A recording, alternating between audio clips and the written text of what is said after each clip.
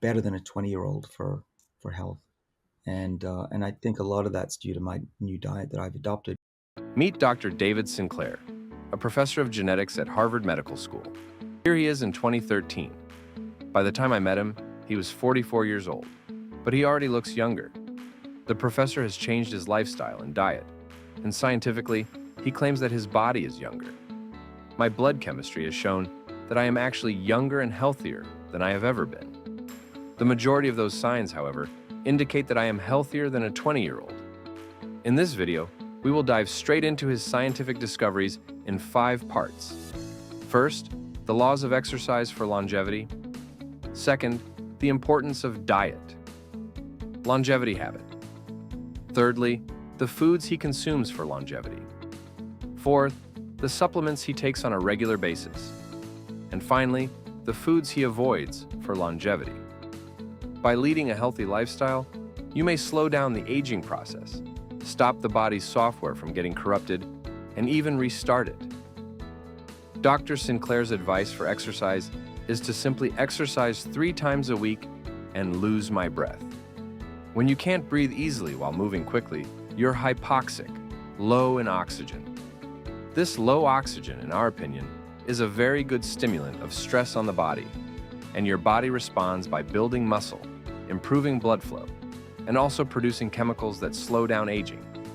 So, even if you can just lose your breath for 10 minutes 3 times a week, it can have amazing health benefits. Reducing illness rates by 30%. Eating less frequently is the most crucial eating habit for longevity. Eating isn't just about what you eat. It's also about when you eat, and eating 3 meals a day plus snacks all the time is causing us to age quicker than we should. I prefer to eat within 6 hours of each other every day, which I've learned to accomplish over time. Skip meals. What is the scientific basis for the advantages of time-restricted feeding if you only eat 1 meal a day? I try not to overeat until supper, even though there are moments when I manage to have breakfast in picturesque locations. Reducing illness rates by 30%. Eating less frequently is the most crucial eating habit for longevity. Eating isn't just about what you eat. It's also about when you eat. And eating 3 meals a day plus snacks all the time is causing us to age quicker than we should.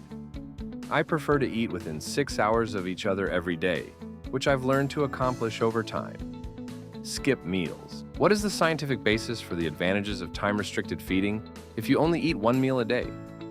I try not to overeat until supper, even though there are moments when I manage to have breakfast in picturesque locations. Specific illnesses, type 1 diabetes, sclerosis, cancer, and more. Fasting appears to provide benefits for other conditions as well, and many tumors appear to benefit doubly when chemotherapy and fasting are combined. Here's a helpful suggestion from Dr. Sinclair for anyone looking to begin intermittent fasting. The key is to make sure your body is getting enough fluids. For myself, constant coffee, tea, hot water, and being hydrated throughout the day all help to quell any feelings of hunger. If you're really hungry though, you should eat something. Some protein is known to help. Quickly, you should aim for at least 16 hours of fasting or very little eating, and then you can have 8 hours. Usually this means skipping breakfast and/or dinner. So skip that as well. But that gives my body a long window, more than 20 hours, of not having glucose coming in from the outside world. Now, when you do that, and it takes a few weeks for your body to adjust, your liver will learn how to make up for a lack of food. This process is known as gluconeogenesis. The generation of glucose from the liver can overcome hunger for at least 2 weeks, especially by the 3-week mark. This is because the liver has learned not to have breakfast or lunch, and it starts producing glucose at a steady level. Spikes of glucose can lead to hunger when it crashes after a big meal. Dr. Sinclair, a vegetarian, focuses on stress plants, which evolve around the concept of xenoformosis.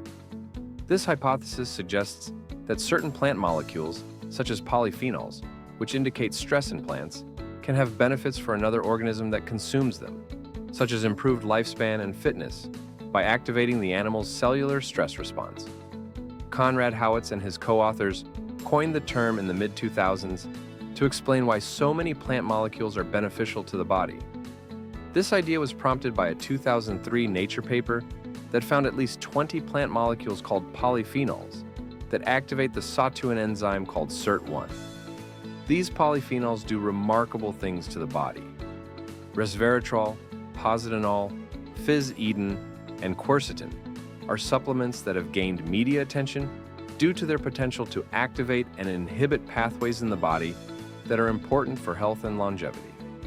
To determine if a food has been stressed, it is suggested that organically grown vegetables without pesticides may be more stressed. Plants with color, such as bright red and purple dark green vegetables, contain polyphenols that can activate the body's defenses. In a lab, mice given polyphenols showed improved health and increased endurance. Dr. Sinclair enjoys green tea, a stress food and full of polyphenols, and matcha tea, which has anti-inflammatory and anti-cancer properties. Leafy greens, particularly spinach, are also beneficial for a stress-free diet. Olive oil, often used in Mediterranean cuisine, is rich in oleic acid, which activates the immune system. The Mediterranean diet, or Okinawan diet, is an easy and affordable alternative to a completely vegetarian diet, making it an ideal choice for those who find a vegetarian diet difficult to try.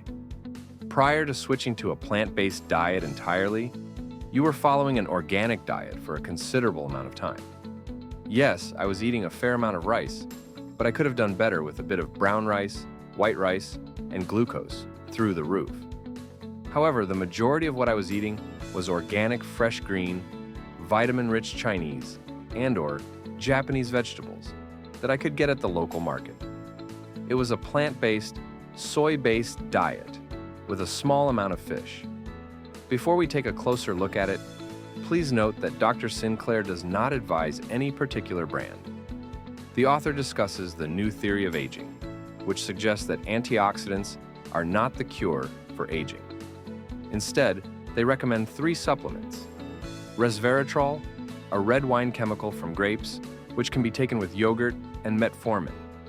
Resveratrol is a version of vitamin B3, which helps produce the necessary chemical called NAD, which slows aging. As we age, our defenses decline, and taking this supplement can double the levels of NAD back to when we were 20. Clinical trials at Harvard have shown that NAD has health benefits, such as lowering cholesterol and blood pressure. Dr. Sinclair also recommends taking metformin, which is one of the world's safest drugs. It is used for type 2 diabetes to control blood sugar and has been found to help people live longer, even those without type 2 diabetes. Additionally, it has been shown to protect against cardiovascular disease, frailty, and Alzheimer's disease. The author does not sell any supplements and does not recommend any products. They are not making any money and do not recommend any supplements. Sugar comes first. The main cause of death is sugar, especially fructose, which is extremely poisonous. If animals consume large amounts of glucose, especially fructose, they will develop diabetes and fatty liver disease. The best indicator of your lifespan that we currently know of is your blood sugar level. High blood sugar causes cancer cells to adhere to numerous proteins in your body and turn caramelized. Since cancer cells thrive on sugar, you should try to keep your blood sugar levels low and steer clear of fruit juice in particular. Sugar high. In the long term, boosting your sugar is not healthy. The ability for your body to produce sugar. You only need to give your liver 2 weeks to adjust to producing sugar. Our liver is quite indolent, but after 2 weeks it discovers that I must produce some sugar in the morning. I discovered that my liver is far more intelligent than my eyes and mouth when it comes to producing sugar, and there is even a specific order in which you may consume your meals to lower your blood sugar. Spike. You don't have to be draconian about quitting something. You can place the sugar at the end of the meal. I still like to steal a little, you know. I'll have a few scoops of ice cream if I see it, but I won't eat a whole bowl every night. We now know why it's necessary to reduce our sugar intake, but there are better options available if necessary. For instance, monk fruit can be used as a sugar alternative. For me, stevia is a major player under the sugar one item he has eliminated from his diet is the bread. The first thing I cut out was a lot of carbohydrates. I used to eat bread every day. If I ate anything, it would just go on toast. Okay, that's my life, he said. After I stopped doing that, I noticed an immediate improvement in my biochemistry, especially in my glucose levels. If you eat toast for breakfast or, God forbid, a large glass of orange juice, your blood sugar will spike and you'll feel great. But then your body will release too much insulin, suck the glucose out of your bloodstream, and leave you in a glucose deficit, which is known as hypoglycemia. This will make you feel hungry because ghrelin is releasing into your body, prompting you to eat something. After I stopped doing that, I noticed an immediate improvement in my biochemistry, especially in my glucose levels. If you eat toast for breakfast, or, God forbid, a large glass of orange juice, your blood sugar will spike and you'll feel great, but then your body will release too much insulin, suck the glucose out of your bloodstream, and leave you in a glucose deficit, which is known as hypoglycemia. This will make you feel hungry because ghrelin is releasing into your body, prompting you to eat something. And it's not just the protein, it's also the fat that goes with the steak and whatever else I was eating. I love meat, and I would love to eat meat because it tastes so good.